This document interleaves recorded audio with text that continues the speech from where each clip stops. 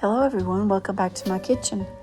This was a crisp, cool fall day and seemed like a perfect day for a pot of soup.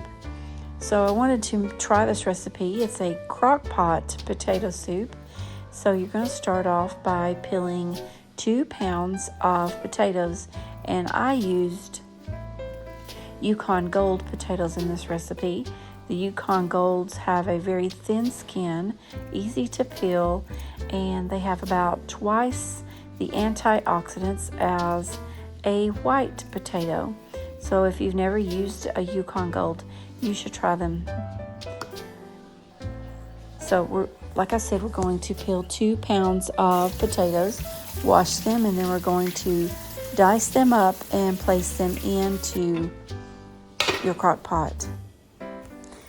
You could do all of this the night before you're going to cook your potato soup, but I suggest that if you peel and dice your potatoes the night before, store them in the refrigerator in water, and then the next day just drain the water off of your potatoes and place them into your crock pot. So once you have the potatoes peeled and diced, you're going to add 1 chopped onion, chop it finely. Go ahead and add that to the crock pot with your raw potatoes. Then you're going to add 1 to 2 cloves of garlic. Really, that is to your taste. I chopped up 2 cloves of garlic and went ahead and added that to the crock pot.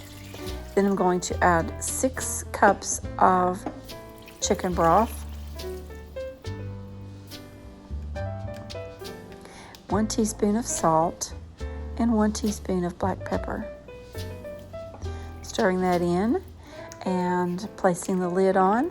You could cook this for 4 hours on high, or about 6 to 7 hours on low. And that's what I did.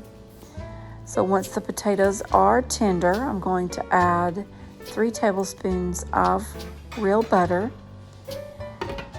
Cover and let that be melting while I mix my creamy ingredients.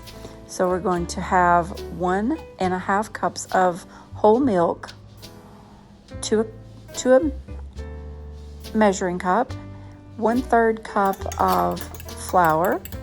Stirring that in and get all the lumps out of the flour. Once you have gotten all the lumps out of your flour and it's smooth, add 1/2 cup of sour cream. And you're going to mix that well until it is smooth. Once you have that mixed well and there are no lumps, you're going to add that to your crock pot of cooked potatoes.